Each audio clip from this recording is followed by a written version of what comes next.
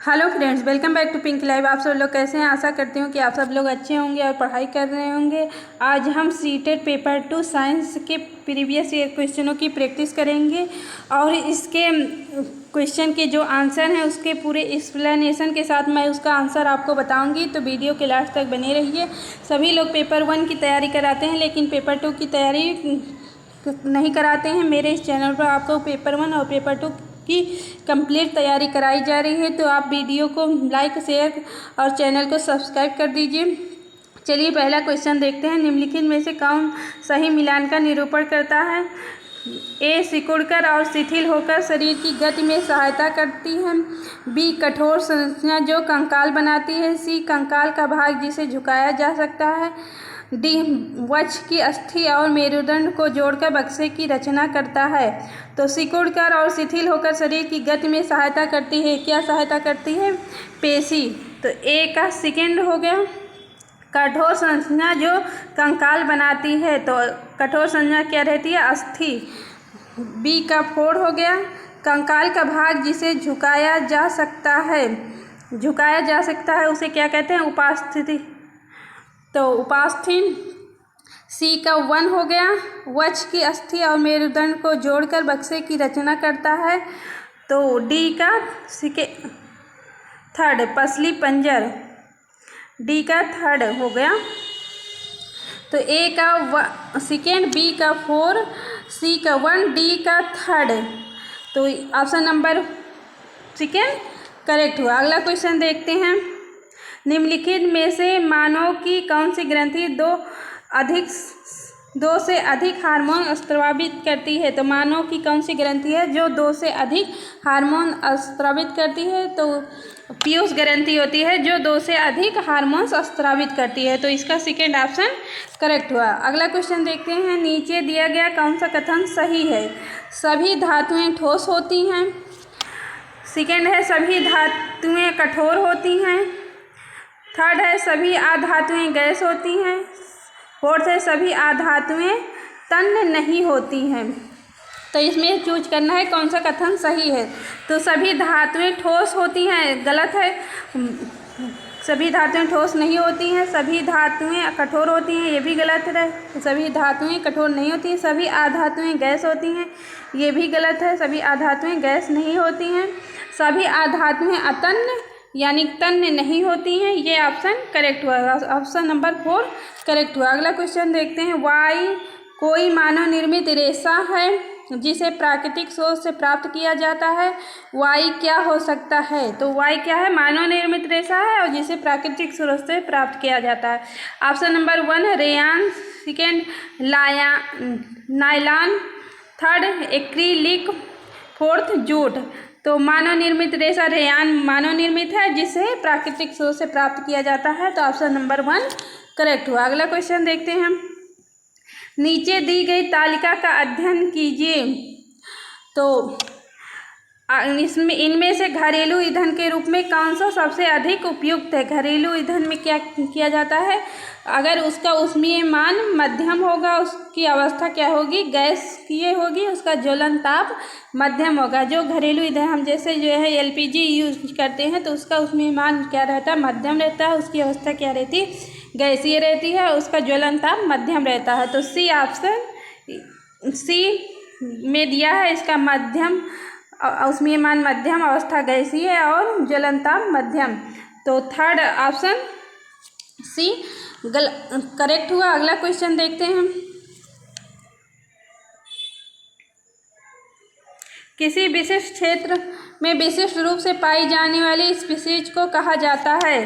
First option संकटापन्न species, second है विलुप्त species, third है विशेष क्षेत्रीय स्पीसीज, फोर्थ है प्रवासी स्पीसीज। तो विशिष्ट क्षेत्र में पाई जानी विशिष्ट रूप से, तो विशिष्ट क्षेत्र में पाई जाती है तो विशिष्ट क्षेत्रीय स्पीसीज। थर्ड ऑप्शन इसका करेक्ट हुआ। अगला क्वेश्चन देखते हैं। धातु यक्स धातु वाई को उसके लवण विलयन से विस्थापित कर देती है, परंतु धातु जेड को उसके लवण विलयन से विस्थापित करने योग्य नहीं है। इनमें से सबसे ज़्यादा अभिक्रियाशील धातु कौन सी है? तो सबसे ज़्यादा अभिक्रियाशील धातु वो धातु रहती है जो कि अपने से निम्न अभिक्रियाशील धातु के लवण विलयन को विस्थापित कर देती है, लेकिन अपने से उच्च लवण विलयन के को विस्थापित नहीं कर पाती है। तो यक्ष धातु क्या है, वाई के लवण विलयन को विस्थापित कर देती है, यानी कि वाई जो है यक्ष से निम्न, उसकी अब क्रियाशीलता निम्न है। और जेड के विलयन और लवण को विस्थापित नहीं कर पाती है, यानी कि जेड का अब क्रियाशीलता यक्ष से अधिक है। तो सबसे अधिक पूछा गया है तो जेड ऑप्शन नंबर 3 में दिया है, तो ऑप्शन नंबर 3 करेक्ट हुआ। अगला क्वेश्चन देखते हैं। किसी बिंब से प्रकाश किरणें किसी पृष्ठ पर गिरती हैं तथा पूर्णतः विसरित ढंग से परावर्तित हो जाती हैं। आप इस बिंब के प्रतिबिंब की प्रकृति के बारे में क्या कह सकते हैं? तो यह आभासी और समान साइज का होगा। सेकेंड है यह वास्तविक और आवर्धित होगा। थर्ड है यह आभासी और आवर्धित होगा। फोर्थ है कोई प्रतिबिंब नहीं बनेगा। तो क्या होता है, किसी बिंब प्रकाश की किरणें किसी पृष्ठ पर गिरती हैं और पूर्णतः विसरित ढंग से परावर्तित हो जाती हैं, पूरी परावर्तित हो जाती हैं। तो आप इस बिंब के प्रतिबिंब की प्रकृति के बारे में क्या कहेंगे? क्योंकि यह प्रकाश जो है पूर्णतः परावर्तित हो गई तो कोई प्रतिबिंब नहीं बनेगा। फोर्थ ऑप्शन इसका करेक्ट हुआ। अगला क्वेश्चन देखते हैं। अपने कमरे में फर्श पर रखे किसी विशाल बॉक्स को सरकाने के लिए रेशमा को निम्नलिखित बलों में से किससे अधिक बल लगाना चाहिए? तो फर्स्ट ऑप्शन है स्थैतिक घर्षण, सेकेंड है गुरुत्वाकर्षण बल, थर्ड है अभिलंब बल, फोर्थ है पेशीय बल। तो अपने कमरे में बॉक्स रखा उसे सरकाने के लिए सबसे अधिक बल कब लगाना पड़ेगा? स्थैतिक घर्षण बल सबसे अधिक लगाना पड़ेगा उसे, रेशमा को। तो फर्स्ट ऑप्शन इसका करेक्ट हुआ। अगला क्वेश्चन देखते हैं। निम्नलिखित में से सही कथन की पहचान कीजिए। कंपन की आवृत्ति निम्न है तो तारत्व उच्च है। सेकेंड है ध्वनि की प्रबलता का निर्धारण कंपन की आवृत्ति द्वारा किया जाता है। थर्ड है ध्वनि निर्वात में गमन नहीं कर सकती है। फोर्थ है ध्वनि का तारत्व उसके आयाम द्वारा निर्धारित होता है। तो ध्वनि क्या, इसमें सही कथन पहचानना है तो इसमें सही कथन है ध्वनि निर्वात में गमन नहीं कर सकता। अगर निर्वात रहेगा तो उसमें ध्वनि गमन नहीं करेगा। तो इसका ऑप्शन नंबर 3 करेक्ट हुआ। अगला क्वेश्चन देखते हैं हम। नीचे दिया गया कौन सा समुच्चय ऐसे द्रव्यों को सम्मिष्ट करता है जो विद्युत के हीन चालक हैं? विद्युत के हीन चालक क्या होते हैं? जिसमें कि विद्युत धारा कम प्रवाहित होती है, मतलब निम्न स्तर की विद्युत धारा उसमें प्रवाहित होती है। तो फर्स्ट ऑप्शन है टोटी का जल, शैम्पू, शहद। तो जल में आप देखे होंगे उसमें धारा अधिक प्रवाहित होती है, तो ये ऑप्शन गलत हुआ। सेकेंड है लवण विलयन, नींबू का रस, सिरका। तो लवण विलयन यह है जिसमें कि अम्लता अधिक होती है, जैसे नमक वगैरह मिले रहता है तो आप देखते हैं कि नमक कहीं कहीं डालकर अर्थिंग लिया जाता है, यानी कि उसमें उसकी चालकता अधिक रहती है। तो ये भी ऑप्शन गलत हुआ। अगला है शैम्पू, वनस्पति तेल, आसुत जल। तो आसुत जल, उसमें आसुत जल में लवणता बिल्कुल भी नहीं रहती है और वनस्पति तेल में आपकी धारा की चालकता नहीं होती है, बहुत या होती है निम्न स्तर की होती है, और शैम्पू में भी चालकता बहुत कम निम्न स्तर की होती है। तो थर्ड ऑप्शन इसका करेक्ट हुआ। अगला क्वेश्चन देखते हैं। नीचे दिया गया कौन सा समुच्चय रासायनिक परिवर्तनों को समाविष्ट करता है? फर्स्ट ऑप्शन है पानी उबालना, कांच तोड़ना, लोहे को जंग लगना। समुच्चय रासायनिक परिवर्तनों को समाविष्ट करता है। रासायनिक परिवर्तन किसमें हो रहे हैं? तो सेकेंड ऑप्शन है जल में लवण घोलना, भोजन का पाचन, कागज के टुकड़े टुकड़े करना। थर्ड है भोजन पकाना, पानी उबालना, जल में चीनी घोलना। फोर्थ ऑप्शन है लोहे को जंग लगना, कागज का जलना और भोजन का पाचन। तो आप जानते हैं कि रासायनिक परिवर्तन वो परिवर्तन होता है जिसे पुनः उसकी पूर्व अवस्था में नहीं प्राप्त किया जा सकता है, उसे पुनः मतलब कि अपनी पहले की अवस्था में नहीं प्राप्त किया जाता। तो फोर्थ ऑप्शन में लोहे के जंग लगना, अगर किसी लोहे में जंग लग गया तो उसे पूरा तरह नया नहीं बनाया जा सकता है। और कागज़ का जलना, कागज़ अगर जल के राख हो गई तो उसे पुनः कागज़ के रूप में नहीं प्राप्त किया जा सकता। भोजन का पाचन, अगर भोजन पाचित हो गया, उसमें का पाचन हो गया तो क्या हुआ, उसे दोबारा भोजन के रूप में नहीं प्राप्त किया जा सकता। तो फोर्थ ऑप्शन इसका करेक्ट हुआ।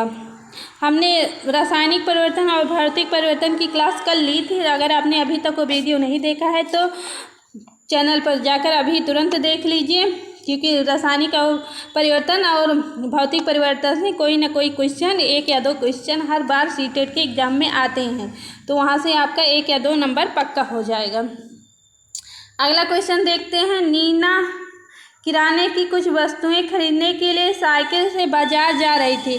बाजार उसके घर से 4 किलोमीटर दूर है। उसने पहले 10 मिनट 12 किलोमीटर पर आवर की चाल से गमन किया। उसे रास्ते में उसकी मित्र निखत मिलती है, जिससे वह रुककर 15 मिनट बातचीत करती है। इसके पश्चात वह अपनी यात्रा 8 किलोमीटर पर आवर की चाल से फिर से आरंभ करती है। उसकी यात्रा की औसत चाल क्या है? अब इस क्वेश्चन को मैथ्स से ये जो फार्मूला है औसत चाल बराबर दूरी बटा समय, उससे हल करेंगे तो आपका आंसर आ जाएगा। इसमें option number 1 6 kilometre per hour correct होगा। अगला क्वेश्चन देखते हैं। लवण और जल के मिश्रण को पृथक करने की प्रक्रिया में निम्नलिखित में से कौन सा सहायक नहीं है? पहला ऑप्शन है निस्तारण, सेकेंड है निस्यंदन, थर्ड है आसवन, फोर्थ है उबालना। तो जल के मिश्रण को पृथक करने की क्रिया, लवण और जल के मिश्रण को, तो इसमें चारों ऑप्शन करेक्ट है। तो इसमें नहीं पूछा गया है तो कोई भी ऑप्शन इनकरेक्ट नहीं है। तो इसका चारों ऑप्शन ही करेक्ट होगा। इसमें सीटेट ने ऑफिशियल आंसर की में इसको सभी को मार्क दिया है, क्योंकि इसमें जो है ऑप्शन करेक्ट, चारों ऑप्शन करेक्ट दिए हुए हैं। अगला क्वेश्चन देखते हैं। नीचे दिए गए प्रकाश के कौन से गुणधर्मों का उपयोग छाया बनने की परिघटना की व्याख्या के लिए किया जा सकता है? फर्स्ट है प्रकाश सरल रेखा में गमन करता है। सेकेंड है प्रकाश उच्च चाल से गमन करता है। थर्ड है प्रकाश 7 वर्णों से मिलकर बना है। डी प्रकाश अपारदर्शी वस्तुओं से नहीं गुजरता है। तो प्रकाश सरल रेखा में गमन करता है, ये तो करेक्ट है। प्रकाश अपारदर्शी वस्तुओं से नहीं गुजरता। अगर अपारदर्शी कोई वस्तु जैसे लकड़ी का कोई चीज़ रख देंगे आप, तो उससे होकर प्रकाश बाहर नहीं जा सकता है। तो डी भी करेक्ट है। तो ए और डी फोर्थ ऑप्शन में दिया हुआ है, डी और ए, तो फोर्थ ऑप्शन इसका करेक्ट हुआ। अगला क्वेश्चन देखते हैं। निम्नलिखित में से सही कथन को पहचानिए। बलुआ मृदा में महीन कणों का अनुपात चिकनी मृदा की अपेक्षा के तो उच्चतर होता है। सेकेंड है चिकनी मृदा में बड़े कणों और महीन कणों की मात्रा लगभग बराबर होती है। थर्ड ऑप्शन है दोमट मृदा में बड़े कणों का अनुपात बलुआ मृदा की अपेक्षा के उच्चतर होता है। फोर्थ ऑप्शन है चिकनी मृदा में महीन कणों का अनुपात दोमट मृदा की अपेक्षा के उच्चतर होता है। तो फोर्थ ऑप्शन चिकनी मृदा में महीन कणों का अनुपात दोमट मृदा की अपेक्षाकृत उच्चतर होता है। तो फोर्थ ऑप्शन इसका करेक्ट हुआ। अगला क्वेश्चन देखते हैं। विटामिन एक्स की हीनता के कारण यानी कि कमी के कारण मसूड़ों में रुधिर बहने लगता है। यह विटामिन खनिज वाई के अवशोषण के लिए आवश्यक है तथा यक्स भोजन जेड में पाया जाता है। यक्स वाई और जेड को पहचानिए। यक्स क्या है, वाई क्या है और जेड क्या है? तो मसूड़ों में रुधिर बहने लगता है विटामिन सी के कारण। मसूड़ों में क्या कहते हैं, रुधिर बहने लगता, खून बहने लगता। आपने देखा होगा कि कुछ कड़ा सामान खाने से या दांत से काटने पर मसूड़ों से खून आ जाता है, तो वो विटामिन सी के कारण होता है। और विटामिन सी क्या कहता है, वाई के अवशोषण के लिए आवश्यक है। तो वाई यानी कि आयरन के अवशोषण के लिए आवश्यक है। और विटामिन सी भोजन जेड में पाया जाता है। किस भोजन में पाया जाता है? जो खट्टे पदार्थ होते हैं उसमें पाया जाता है। तो देखिए सेकेंड ऑप्शन में दिया गया है यक्स क्या है, विटामिन सी है। वाई क्या है, आयरन है। जेड क्या है, नींबू वंश के फल है यानी खट्टे फल होते हैं। तो सेकेंड ऑप्शन इसका करेक्ट हुआ। अगला क्वेश्चन देखते हैं।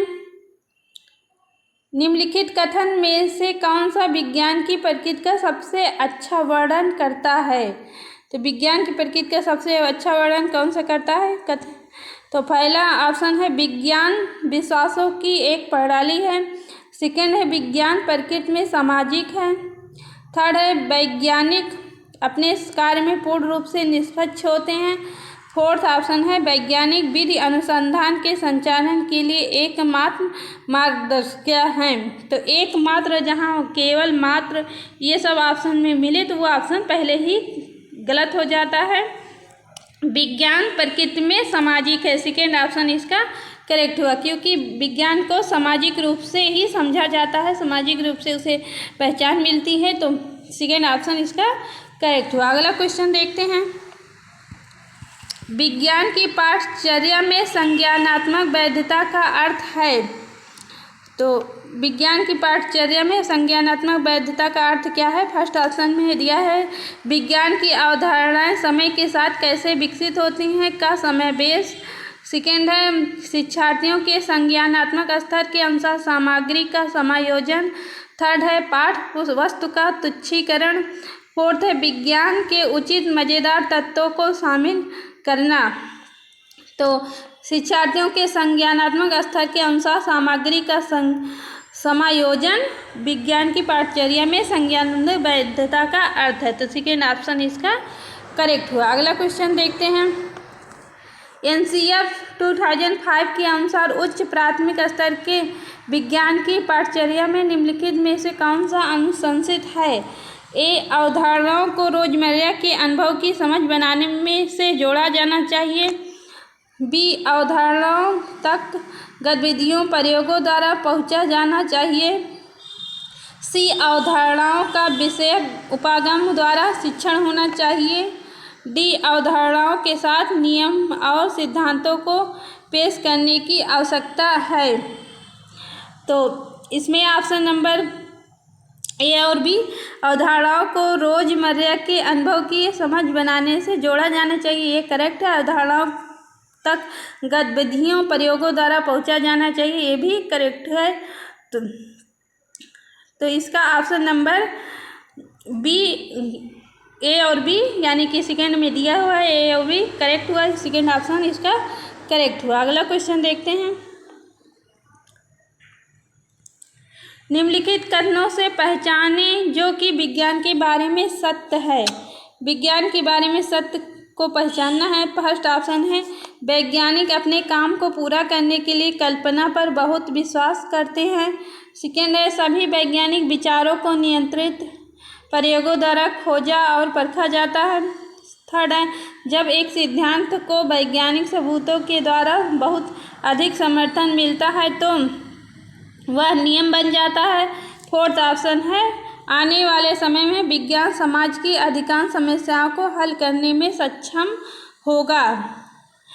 तो इसका ऑप्शन नंबर 1 वैज्ञानिक अपने काम को पूरा करने के लिए कल्पना पर बहुत विश्वास करते हैं। पहले वो कल्पना करते हैं वैज्ञानिक और उसको जो है सत्य मानकर उस पर प्रयोग करते हैं, फिर जाकर वो विज्ञान में उसकी अवधारणा यानी कि नियम बनते हैं। तो फर्स्ट ऑप्शन इसका करेक्ट हुआ। अगला क्वेश्चन देखते हैं। यीशु को एक सप्ताह के लिए मौसम की रिपोर्ट एकत्र करने का एक व्यक्तिगत कार्य दिया गया। नीचे दिए गए आकलन संकेतों से पहचाने कि यीशु कहाँ गलत हो गई। फर्स्ट ऑप्शन है वह हर दिन एक वेबसाइट से आंकड़े सारणीबद्ध करती है। सेकेंड है वह इस परिणाम पर पहुंचती है कि आने वाले सप्ताह में बारिश हो सकती है या नहीं। थर्ड है वह निष्कर्ष निकालती है कि आर्द्रता में कमी से वर्षा की संभावना बढ़ जाती है। फोर्थ ऑप्शन है वह समझती है कि अधिकतम और न्यूनतम तापमान की सीमा प्रतिदिन भिन्न है। तो इसमें कहाँ वो गलत है? तो ये आंकड़े वेबसाइट से करती है, ये तो सही है। वह इसी परिणाम पर पहुंचती है कि आने वाले सप्ताह में बारिश हो सकती है या नहीं। आंकड़ों से वह पता लगा सकती है, अनुमान लगा सकती है कि बारिश हो सकती है या नहीं। थर्ड है वह निष्कर्ष निकालती है कि आर्द्रता में कमी से वर्षा की संभावना बढ़ जाती है। तो यहाँ बढ़ जाती है नहीं है, घट जाती है, क्योंकि वो आर्द्रता में अगर कमी रहेगी तो वर्षा की संभावना घट जाएगी। तो थर्ड ऑप्शन इसका करेक्ट हुआ। अगला क्वेश्चन देखते हैं। निम्नलिखित में से क्या शिक्षार्थियों में संकलनात्मक कमी को समझने के लिए एक उपयोगी रणनीति है? तो फर्स्ट ऑप्शन है प्रश्नोत्तरी सत्रों का आयोजन करना, सेकेंड है प्रयोगात्मक कौशलों का अवलोकन करना, थर्ड है अवधारणा मानचित्र का उपयोग करना, फोर्थ है नियमित गृह कार्य देना। तो अवधारणा मानचित्र का उपयोग करना थर्ड ऑप्शन इसका करेक्ट हुआ। शिक्षार्थी में संकलनात्मक कमी को समझने के लिए क्या किया जाएगा? अवधारणा मानचित्र का उपयोग किया जाएगा। तो थर्ड ऑप्शन इसका करेक्ट हुआ। अगला क्वेश्चन देखते हैं। विज्ञान को पढ़ने के लिए और अधिक लड़कियों को प्रोत्साहित करने के लिए आप निम्न सभी प्रकारों को अपना सकते हैं, सिर्फ एक को छोड़कर। तो कौन सा छोड़कर है देखते हैं। फर्स्ट ऑप्शन है लैंगिक रूप से संवेदनशील भाषा का उपयोग करें और अपने शिक्षार्थियों को ऐसा करने के लिए प्रोत्साहित करें। ये करेक्ट है, तो इसे नहीं छोड़ा जा सकता है। ध्यान रखें कि विज्ञान की कक्षा में लड़कियां हमेशा हावी रहें, ये गलत हो सकता है, लेकिन और ऑप्शन पढ़ लेते हैं। कक्षा में महिला वैज्ञानिकों को आमंत्रित करें, ये सही है। विज्ञान के बारे में मिथकों और रूढ़ियों की जांच में शिक्षार्थियों को जोड़ें, ये भी सही है, क्योंकि शिक्षार्थियों को क्या कहते हैं करके सिखाया जाता है, यानी कि शिक्षार्थियों को जोड़े जाएगा अगर विज्ञान के बारे में मिथकों और रूढ़ियों की जांच में, तो वो अधिक से सीखेंगे। तो सेकेंड ऑप्शन ध्यान रखें कि विज्ञान की कक्षा में लड़कियां हमेशा हावी रहे, ये गलत है, क्योंकि लड़कियां और लड़के समान रूप से उनको अवसर देना चाहिए। तो सेकेंड ऑप्शन इसका करेक्ट हुआ। अगला क्वेश्चन देखते हैं। क्वेश्चन नंबर 85 देखते हैं। विज्ञान शिक्षक को और अधिक अपसारी प्रश्न पूछने चाहिए क्योंकि यह गहन सोच को प्रोत्साहित और विकसित करता है। बी, यह शिक्षार्थियों को उत्तर सही करने में दिशा प्रदान करता है। सी, यह सोचने की युक्तियों को विकसित करता है। डी, यह शिक्षार्थियों में सृजनात्मक व्यवहार के आकलन में सहायता करता है। तो यह गहन सोच को प्रोत्साहित करता है, ये सही है। और बी, यह शिक्षार्थियों को उत्तर सही करने में दिशा प्रदान करता है, ये गलत है। यह सोचने की युक्तियों को विकसित करता है, ये भी सही है। अपसारी प्रश्न पूछने चाहिए क्योंकि अपसारी प्रश्न में जो है जिससे बच्चा अधिक से ज़्यादा सोच सके, मतलब उसकी सोचने की क्षमता बढ़ सके। अगर उसे सही उत्तर की दिशा बता दी जाए, सही दिशा, तो वो अधिक नहीं सोचेगा। तो इसलिए सेकेंड ऑप्शन गलत है। फोर्थ है डी, यह शिक्षार्थियों में सृजनात्मक व्यवहार के आकलन में सहायता करता है, तो ये भी करेक्ट हुआ। तो A C D option number second A C D correct हुआ। अगला क्वेश्चन देखते हैं। कक्षा में प्रदर्शनी का उपयोग मुख्य रूप से शिक्षार्थियों को शामिल करता है। तो दृश्य और श्रवण सीखना, केवल दृश्य सीखना, थर्ड है दृश्य श्रवण और गतिबोधक सीखना, फोर्थ है श्रवण और गतिबोधक सीखना। तो केवल तो हमेशा ही गलत रहता है, दृश्य श्रवण और गतिबोधक सीखना थर्ड ऑप्शन इसका करेक्ट हुआ। दृश्य भी रहेगा, श्रवण सुनकर भी सीखेगा, तो बोधक भी करके सीखेगा, तो थर्ड ऑप्शन इसका करेक्ट हुआ। अगला क्वेश्चन देखते हैं। घनत्व की अवधारणा के शिक्षण के लिए जांच उपागम की उपयोग करके अपनी विज्ञान कक्षा के लिए नियोजन का क्रम दें। घनत्व की अवधारणा के शिक्षण के लिए जांच उपागम का उपयोग करके अपनी विज्ञान कक्षा के लिए नियोजन का क्रम दें। नियोजन का क्रम क्या होगा, पहले इसमें कौन सा होगा, पहला देखते हैं। ए, शिक्षार्थियों को तैरने और डूबने वाली वस्तुओं के बीच संबंध निर्धारित करने का अवसर दें। बी, शिक्षार्थियों को विभिन्न वस्तुओं के साथ टब के पानी के साथ खेलने का अवसर दें। सी, शिक्षार्थियों को एक छोटी नाव डिजाइन करने के लिए कहें जो 1 किलोग्राम वजन ले जा सकता है। तो बी पहले रहेगा, शिक्षार्थियों को विभिन्न वस्तुओं के साथ टब में पानी के साथ खेलने का अवसर दें। फिर उसके बाद क्या होगा, तैरने और डूबने वाली वस्तुओं के बीच संबंध निर्धारित करने का अवसर दें। फिर उसके बाद बी होगा, ए, फिर ए होगा, फिर सी थर्ड नंबर पे होगा। तो बी ए सी फोर्थ ऑप्शन में दिया है, तो फोर्थ ऑप्शन इसका करेक्ट हुआ। अगला क्वेश्चन देखते हैं। वाई कोई ऐसा पौधा है जिसमें क्लोरोफिल नहीं होता। वाई क्या हो सकता है? तो फर्स्ट ऑप्शन है कसकुटा, इसे अमरबेल भी कहते हैं। सेकेंड है शैवाल। थर्ड है घटपर्णी यानी पिचर पौधा। फोर है मेपल वृक्ष। तो अमरबेल क्या होता है? जिसमें क्लोरोफिल यानी कि हरित लौक नहीं होता है। तो वाई पूछा है क्या है, तो फर्स्ट ऑप्शन इसका अमरबेल कसकुटा फर्स्ट ऑप्शन इसका करेक्ट हुआ। अगला क्वेश्चन देख सकते हैं। नीचे दिया गया कौन सा कथन सही है? तो इसमें कौन सा कथन करेक्ट है, इसको पहचानना है। तो फर्स्ट ऑप्शन दिया है बृहदान्त्र क्षुद्रांत की अपेक्षा चौड़ी तथा छोटी होती है। सेकेंड है बृहदान्त्र में पाचित भोजन का अवशोषण होता है। थर्ड है बृहदान्त्र में भोजन का परिपाचन होता है। फोर्थ है बृहदान्त्र में अंगुली के समान उभरी हुई संरचनाएं होती हैं जिन्हें दीर्घरोम कहते हैं। तो इसमें फर्स्ट ऑप्शन बृहदान्त्र क्षुद्रांत की अपेक्षा चौड़ा तथा छोटी होती है। तो फर्स्ट ऑप्शन इसका करेक्ट हुआ। अगला क्वेश्चन देखते हैं। रेशम कीट के जीवन चक्र और रेशम फाइबर के उत्पादन के संबंध में कौन सा कथन सही नहीं है? तो फर्स्ट ऑप्शन है इसका रेशम कीट के लार्वा को कैटरपिलर कहते हैं, ये तो करेक्ट है। सेकेंड प्यूपा कोशित विकसित होकर कैटरपिलर बन जाता है, ये गलत है। रेशम फाइबर कैटरपिलर द्वारा स्रावित प्रोटीन होते हैं, ये भी सही है। रेशम कीट के कोकून से रेशम का धागा प्राप्त किया जाता है, ये भी करेक्ट है। तो इसमें नहीं पूछा है, तो नहीं सेकेंड ऑप्शन में प्यूपा कोशित विकसित होकर कैटरपिलर बन जाता है, तो इसका ऑप्शन नंबर सेकेंड करेक्ट हुआ। आज के वीडियो में इतना ही। वीडियो पसंद आया हो तो लाइक कर दीजिएगा, शेयर कर दीजिए। चैनल पर नए हैं तो चैनल को सब्सक्राइब कर दीजिए। मिलते हैं नेक्स्ट वीडियो में, तब तक के लिए टेक केयर, बाय बाय।